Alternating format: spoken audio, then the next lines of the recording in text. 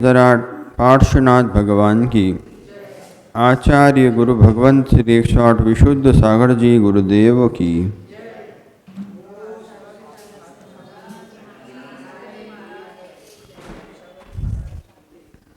भव्य बंधुओं, अंतिम तीर्थंकर भगवान वर्धमान स्वामी के शासन काल में विराजमान होकर हम उनकी प्राचीन दिव्य देशना का यह रसपान कर रहे हैं।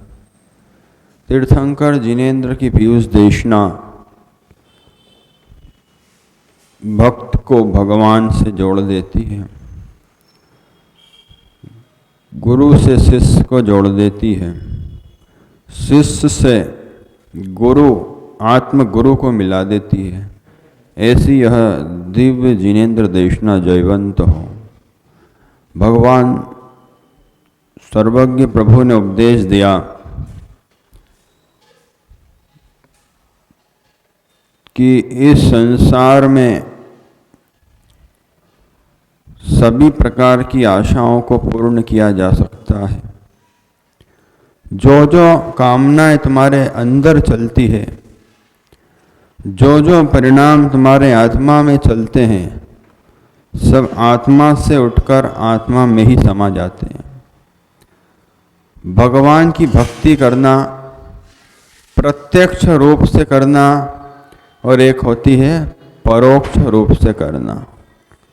जब तक प्रत्यक्ष रूप से भक्ति नहीं करोगे, परोक्ष रूप से भक्ति भी नहीं कर सकते। आप घर से चलकर मंदिर आए, भगवान को देखा, अभिषेक देखा और अंदर से आह्लाद भाव आया, अंदर से प्रसन्न चित्त मन हो गया कि ओ हो आज मेरा दिन सफल हुआ, मैंने भगवान श्री जी का अभिषेक देखा।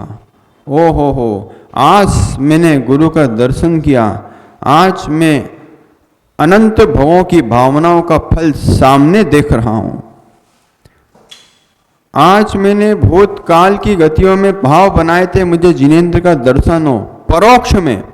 तो इस काल में, इस मनुष्य पर्याय में, इस मनुष्य भाव में, इस मनुष्य गति में प्रत्यक्ष भगवान का दर्शन प्राप्त हुआ। और फिर प्रत्यक्ष दर्शन के बाद प्रत्यक्ष भक्ति प्रारंभ हुई। और उस प्रत्यक्ष भक्ति में अभी आपने महाराज जी के मुखारबिंद से अच्छे अच्छे उद्बोधन सुने। महाराज ने आपको संबोधन किया। एक संबोधन होता है तिर्यंश के पर्याय में, शेर की, हाथी की, नेवला की, शेर की, सर्प के पर्याय में, और एक संबोधन होता है मनुष्य पर्याय में त्यागियों के द्वारा। हे जीवों, जब तुम त्यागी बनोगे तो आज की यह प्रत्यक्ष भक्ति ही तुम्हें काम आएगी परोक्ष रूप में। आज आप प्रत्यक्ष रूप से भगवान की भक्ति करते हैं, फिर जब घर जाते हैं तो वहां तो अरिहंत सिद्ध आचार्य उपाध्याय पंच परमेष्टि रहते ही नहीं है। क्यों सोनू? वहां तो घर में तो पंच परमेष्टि रहती ही नहीं है। थोड़ी देर के लिए एक परमेष्टि आते हैं, आ तीनों सकते हैं, उपाध्याय, आचार्य, साधु थोड़ी देर के लिए आ सकते हैं, लेकिन उस समय आपकी सिर्फ हार के प्रति भक्ति होती है कि महाराज के हार निरंतर हो जाए। और जो एक भी ग्रास ना दे चौका में, वो पीछे खड़ा होके पूरा हार देखे। कई लोग ऐसे होते हैं सुनो, भाई हार दे ले, हम खुद भी बोल देते हैं भाई आ जाओ। कई लोग शर्माते भी। चौके में शर्माना नहीं चाहिए। वहां प्रत्यक्ष भक्ति चल रही है गुरु के प्रति आपकी, साधु परमेष्टि विराजे, 3 लोक के नाथ की मुद्रा है। लेकिन फिर भी कोई डरता है कि यार महाराज जी त्याग ना करा दें, या महाराज के पास कोई मेरे द्वारा गलती ना। सबसे ज्यादा लोग डरते कि मेरे हाथ से अंतराय ना आ जाए। तो आपको उसमें भी पुरुषार्थ करना चाहिए, नहीं तो हार कौन कराएगा? बोले आपने अपनी खुद की तो व्यवस्था बना ली, आप बच गए कि आपके से हार अंतराय ना हो जाए, आप तो बिल्कुल नेट एंड क्लीन हो गए। लेकिन दूर से भी कोई व्यक्ति अनुमोदना कर रहा है पूर्ण हार की, तो उसको पूर्ण हार कराने का फल प्राप्त होता है। प्रत्यक्ष भक्ति। अब महाराज जी थोड़ी देर के लिए आए, घर में अरिहंत सिद्ध आचार्य उपाध्याय साधु नहीं है, फिर आप क्या करोगे? फिर आप करना जो सुबह प्रत्यक्ष भक्ति, प्रत्यक्ष आपने भगवान का दर्शन किया है, इसको घर में या जहां भी रहो जंगल वन में भी रहो, संकटों के काल में भी रहो, तो परोक्ष भक्ति प्रारंभ कर लेना, जैसे आचार्य मानतुंग स्वामी ने की थी। वहां आदिनाथ भगवान नहीं थे, वहां मुनि नहीं थे, वहां उनके गुरु नहीं थे। अभी भोजपुर में हमारा प्रवास रहा 25 दिन की ग्रीष्मकालीन वासना। वो भोजपुर में आचार्य मानतुंग स्वामी ने तपस्या करी और वहीं से उनको बंदी बनाकर राजा भोज के सिपाही लेकर गए थे। महाराज झुके नहीं, भक्ति में लीन थे। फिर भी उठा के यथा कदाचित लेके गए, उनको धार में बंद कर दिया गया, 48 खंभों में, तालों में, जंजीरों में जकड़ दिया गया। लेकिन वहां भगवान नहीं थे, ना आदिनाथ थे, ना महावीर थे, कोई भगवान नहीं थे। इसलिए भगवान भक्तांबर में किसी व्यक्ति विशेष भगवान को नमस्कार नहीं किया। सारे भगवान भक्तांबर में आ जाते हैं, सारे गुरु भक्तांबर में आ जाते हैं। पूरी दिनवाणी का द्वादशांग का सार भक्तांबर में आ जाता है। अल्पश्रुतम श्रुतवताम तन्नाम नागदमनी हृदयस्य पुंसा। प्रभु आपका नाम ही इस भक्तांबर में आया है, मैं किस किस का नाम अलग से लूं? हे जिनेन्द्र भगवान 18 दासों 200 से रहित सिद्ध परमेश्वर, मैं आपको नमस्कार करता हूं। और जैसे ही नमस्कार के आचार्य मानतुंग ने, आपको लगता है कि एक बार में सारे सब टूट गए होंगे? नहीं, ताले तोड़ने के लिए तो मानतुंग स्वामी ने भक्ति नहीं करी, लेकिन जो जिनेन्द्र भगवान की भक्ति सामर्थ्य रखती है संसार की बेड़ियां तोड़ने की, वो ये पुद्गल द्रव्य की बेड़ियां कैसे नहीं तोड़ सकती? मानतुंग स्वामी एक एक काव्य की रचना करते चले गए। आपको लगता है कि रचना वहां करी, रचना भी मां नहीं करी। रचना तो भूतकाल में कर चुके थे पहले, वो रचना परोक्ष रूप में उन्होंने स्मरण करी तो ताले टूटते चले गए। मां कौन देना आता लेट पेन? ताले से तुमको बांध दे कोई, जकड़े हुए हो तुम जंजीरों में, वहां कौन तुमको लीड पेन देने आएगा, पेन कॉपी देने आएगा, ताड़पत्र देने आएगा, दवात कलम देने आएगा? कुछ नहीं था। ये स्तुति तो पहले गुरु भगवंत मानतुंग स्वामी ने बना ली थी, पर प्रत्यक्ष में जब संकट आया इस मुनि की पर्याय को बचाने का, तब मानतुंग स्वामी ने आदिनाथ स्तोत्र नाम से भक्तांबर का स्मरण कर लिया और सारे ताले टूटते चले गए। इसका भेद समझना पड़ता है, नहीं तो आप बस भक्तांबर पढ़ लेते हो। रहस्य समझो, परोक्ष भक्ति, प्रत्यक्ष भक्ति। अभी आपकी प्रत्यक्ष भक्ति चल रही है, हमारी भी प्रत्यक्ष भक्ति चल रही है। देशना लब्धि दर्शन विशुद्धि, धवला पुस्तक में आचार्य वीरसेन स्वामी ने बहुत अच्छी बात कही 8 नंबर पुस्तक में, कि जिसके अंदर दर्शन विशुद्धि नहीं है, प्रत्यक्ष रूप से भगवान के प्रति भक्ति नहीं है, वो घर से चलकर मंदिर नहीं आ सकता, वो घर से चलकर, बाजार से चलकर मुनि के पास, गुरु के पास नहीं आ सकता। दर्शन विशुद्धि के बिना सारी पूजा व्यर्थ है। दर्शनम जिनेन्द्राणाम साधुनाम वंदनेन च। प्रभु जिनेन्द्र, आपको मुझे आपका दर्शन हुआ। सोनू यही सोचता है कि भगवान आपको मेरा दर्शन हुआ। एक बालक से पूछा तो भगवान को देखने आता है कि भगवान को दिखाने आता है? भले मैं तो, मेरे घर वाले मुझे चावल लेके भेज देते हैं, और बच्चा बोलता है नहीं तो बेटा भोजन नहीं मिलेगा, खाना नहीं, भोजन नहीं मिलेगा अगर दर्शन करने नहीं गया तो।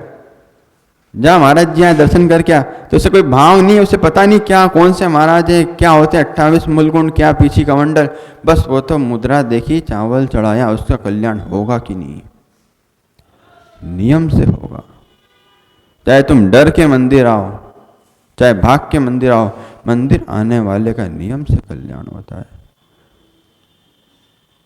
दर्शन विशुद्धि समझो। दर्शन कितना, देव दर्शन का कितना महत्व बताया। रावण भक्ति कर रहा था सुनसान एकांत मन में, और ऐसी भक्ति कर रहा था जिनेन्द्र भगवान की कि धर्मेंद्र देव का आसन कंपायमान हो गया कि मैं भी देखता हूं ये कौन है। अवधि ज्ञान से धर्मेंद्र ने देखा कि ये रावण लंकेश से लंका का अधिपति ये किसकी भक्ति कर रहा है। देखा तो जिनेंद्र भगवान के नाम की जाप कर रहा था, एक पैर पे खड़े होकर। इसलिए खड़े होकर भी जाप किया करो। पैरों को ठीक करना हो तो खड़े होकर भी जाप और सामयिक होती है, एक खड्गासन में होती है, एक पद्मासन में होती है। आपकी जैसी अनुकूलता हो उस अनुकूलता के प्रकल्प बनाकर आप भगवान की भक्ति किया करो। रावण भी ऐसी भक्ति कर रहा था। जब धर्मेंद्र ने आकर पूछा कि हो लंकाधिपति, आपके पास क्या कमी है, क्यों भक्ति कर रहे हो? कोई न कोई कारण तो होगा, तुम बहुत विद्या सिद्ध कर चुके हो, आज भी कोई विद्या के लिए तुम सिद्धि कर रहे हो, साधना आराधना कर रहे हो जिनेंद्र की। रावण कहता है मुझे कोई अभिप्राय नहीं है इस भक्ति का, कोई आकांक्षा नहीं इस भक्ति से। निर्वांछित होकर निर्विकल्प होकर मैं जिनेंद्र भगवान को नमस्कार कर रहा हूँ, नाम जाप कर रहा हूँ। नाम जाप सोनू भाई हमेशा करना चाहिए। नाम जाप का इतना महत्व बताया है, नाम जाप करते करते किसी का मरण भी हो जाए तो नरक तिर्यंच पशु गति में उसका जन्म नहीं होता। नाम जाप करते करते हर कार्य करना चाहिए महाराज। अशुद्धि में भी शुद्धि में भी बोध होना चाहिए। एक होती है उपांशु जाप, एक होती है मानसिक जाप, एक होती है वाचनिक जाप। आप बोल बोल के जाप मत करो, नहीं कर सकते तो स्थान का ध्यान रखो, क्षेत्र द्रव्य काल भाव की शुद्धि का ध्यान रखो, लेकिन मानसिक जाप हमेशा प्रारंभ रहना चाहिए। एक मंत्र तो गुरु से हर जीव को लेना चाहिए। उसमें भगवान का अरहम नाम लूंगा, ओम भ्रीम नाम लूंगा, सिद्ध नाम लूंगा, असी साऊ नाम लूंगा, असी आऊसा नाम लूंगा। आप लोगों को लगता है जिससे मेरा फायदा हो मैं तो वो नाम लूंगा, जिससे मेरा व्यापार अच्छा चले मैं तो वो वहां नाम लूंगा। वहां रावण को कोई वांछा नहीं है, निर्वांछित होकर एक पैर पे खड़ा कर होकर भगवान के नाम जाप कर रहा है। फिर धर्मेंद्र बोलता है कुछ तो तेरी आकांक्षा है। रावण ने बोला ये सारी वस्तुएं तुम मुझे संसार की भोग की दे सकते हो, ऑलरेडी मेरे पास तो है, लेकिन जिनेंद्र रूपी भगवान की भक्ति यदि सदाकाल तक देना हो तो दे जाओ। क्या बोला? विमोहनमी देहिनाम जिनेश्वर से चिंतनम। वो रावण कहता है हे धर्मेंद्र तुम देना चाहते हो तो मेरे स्मरण में जिनेंद्र भगवान का नाम जब तक इस देह से मेरी आत्मा विलीन ना हो तब तक विराजमान रहे, ऐसा तुम मुझे वरदान देकर जाओ। धर्मेंद्र ने ये कहा सच कह रहे हो लंकाधिपति लंकेश, भगवान जिनेंद्र की भक्ति से बढ़कर इस संसार में कोई वस्तु ही नहीं है। परोक्ष भक्ति प्रत्यक्ष भक्ति कोई वस्तु बताई ही नहीं है, इसलिए भगवान की भक्ति नाम जाप से हो जाती है। एक नमोकार महामंत्र की जाप से स्वाध्याय करने का फल प्राप्त होता है। आचार्य ने हम सभी को बोल दिया कि नमोकार मंत्र की जाप करना स्वाध्याय के समान है, तो हम लोगों ने स्वाध्याय करना छोड़ दिया। अब गुरुजी डांटे, ए भाई हो ज्ञानी हो, पंचम काल के महाज्ञानी हो तुम्हें तो स्वाध्याय करना तुम्हारे षटकर्म में आता है, 28 मूल गुण में आता है, तुम्हारी दैनिक चर्या में आता है। ये उनके लिए है जो शुद्ध उपयोग में लीन हो गए हैं और स्वाध्याय की जंगलों में साधना कर रहे हैं। मुनिराज पहले रहते थे, आज जंगल में नहीं रह सकते। थोड़ी बहुत जंगल की साधना कर सकते हैं तीर्थों पर रहकर, लेकिन पूर्ण जंगल में रहने का निषेध है। क्योंकि पहले इतने हिंसक जानवर नहीं होते थे, पहले जीवों में क्रूरता कम थी। आज मनुष्य में भी बहुत क्रूरता है और तिर्यंचों में भी बहुत क्रूरता है। पहले गाय मारा नहीं करती थी, आज तो थोड़ा सा गाय महाराज को देख ले या किसी को देख ले, अभी देखते नहीं आप माता जी को गिरा दिया था गाय ने। क्रूरता आ गई। क्यों? मनुष्य के अंदर जो कषाय चलती है ना दिन भर, वो इनको भी प्रभावित करती है, तिर्यंचों को प्रभावित करती है। और क्योंकि तिर्यंच का जब मरण होने लगता है ना, तो उसको नमोकार मंत्र कौन सुनाता है? बोले महाराज उसके सामने टेप रिकॉर्डर भी तो रख सकते हैं। कोई मर रहा हो, मरण समाधि चल रहा, अंतिम समय चल रहा, उसको नमोकार मंत्र की आप टेप भी सुना सकते, और कोई भी सुना सकता, मुनि महाराज क्यों सुनाते हैं? ध्यान रखना, श्रावक से ज्यादा विशुद्धि मुनिराज के अंदर होती है, त्यागियों के अंदर होती है, व्रतियों के अंदर होती है। तो उनका एक शब्द भी, नमो भी, नमोकार का सिर्फ नमो भी, मात्र नमो भी अगर तिरंच मरते समय सुन ले राकेश भाई, तो उसका कल्याण हो जाता है। नाग बना फूलों की माला, नाग फूलों की माला बन जाता है। कोई शत्रु तुम पे नाग जहरीला चढ़ाने आ रहा हो, तुमको मारने आ रहा हो, तो नमोकार का स्मरण करने बैठ जाना, वो नाग भी तुम्हारे फूलों की माला बन जाएगा। हो गई शीतल अग्नि ज्वाला, सीता कूदी थी अग्नि में, लेकिन क्या हुआ? शीतल हो गई अग्नि, शीतल किसके प्रभाव से? अंदर क्या भाव किया होगा? परोक्ष भक्ति। मां तो भगवान थे नहीं, मां तो गुरु थे नहीं, परोक्ष भक्ति भगवान की चल रही थी। नमो वरिहंताड़म, नमो सिद्धाड़म, नमो आयर्यणम, नमो ओजाड़म, नमो लोसम। जब भी क्रोध आए ना, नमो सिद्धाड़म मंत्र सिद्ध कर लो, नमो वरिहंताड़म। कोई भी एक पद, जब भी बहुत दशाएं आए घर में लेकर, बहुत क्रोध आए, एक दूसरे पर चिड़चिड़ हो, कई लोगों को दुकान पे बैठकर चिड़चिड़ाहट होती है, कई लोगों को घर में आते समय पूरा दिमाग गर्म हो जाता है। इसलिए कभी भी तुम घर में आओ ना, तो प्रसन्न चित्त होके आया करो। कभी भी बाहर के कार्य करके रात्रि में घर पे लौटो, या जब भी घर में आओ, पूरे घर का वास्तु बता रहा हूं, अलग से कुंडली लेके मत आना कि महाराज कुंडली में कौन सा दोष है, घर में शांति नहीं रहती। सोनो, बहुत बड़ा वास्तु है ये। घर जब भी लौटूंगा, प्रभु जिनेंद्र आपके दर्शन कैसे सुंदर भाव से करता हूं मैं, लोगों को दिखा दिखा कर। पूर्णमती माता जी ने एक अच्छा शब्द लिखा है एक विधान में, दिखा दिखाकर इस दुनिया को धर्मी भी कहलाए हैं। एक विधान है, उसमें लिखा है पूजा में, ब्रह्मचर्य अवस्था में हम खुद इसकी पूजा करते थे। दिखाने के लिए तो वह भगवान मैं आपका भक्त हूं, चावल चढ़ा रहा हूं, सब कुछ चढ़ा रहा हूं, लेकिन जैसे परिणाम आचार्य गुरु भगवंत कहते हैं, जो परिणाम तो जिनेंद्र भगवान के मंदिर में रखता है, वो घर में रखने लग जाए तो घर मंदिर से कम ना दिखे। कैसा भी कार्य तुम गलत बुरा अच्छा कार्य दुनिया का करके आ रहे हो, लेकिन घर के वास्तु को ठीक करना हो तो घर में प्रसन्न चित्त होकर और आनंदित होकर प्रवेश करा करो। पूरे घर की एनर्जी तुम बिगाड़ के रखते हो, और महाराज को मैं भीख मांगने आ जाते हो, महाराज सही कर दो। वो बारह बेचारे महाराज तो घर बाहर छोड़ के बैठे हुए, महाराज मेरा घर का आप वास्तु ठीक कर दो, पंडित जी वास्तु प्रतिष्ठाचार विद्वान आप मेरे घर का वास्तु ठीक कर दो। वो क्यों करेंगे? और तुमने उनसे करवा भी लिया, तुम्हारे महाराज आप भी गए, स्वस्तिक भी बना दिया, पीली सरसों से छेपन भी कर दिया, वो ऊर्जा तुमको बनाए रखना है। महाराज ने पूरी प्रतिष्ठा कर दी, मूर्ति भी तुम्हारे घर पे चित्तालय रूप में बिठा दी, अब उसकी विशुद्धि महाराज बनाएंगे कि आप बनाओगे? आपको ही बनाना है। पूर्वजों ने शांतिनाथ जिनालय बना के गए, आचार्य चंद्र सागर जी उपकार करके गए, अब उनकी विशुद्धि को बनाए रखना हमारा काम है कि तुम्हारा काम है? नहीं महाराज, चतुर्मास आप कर रहे हो, आपका काम है।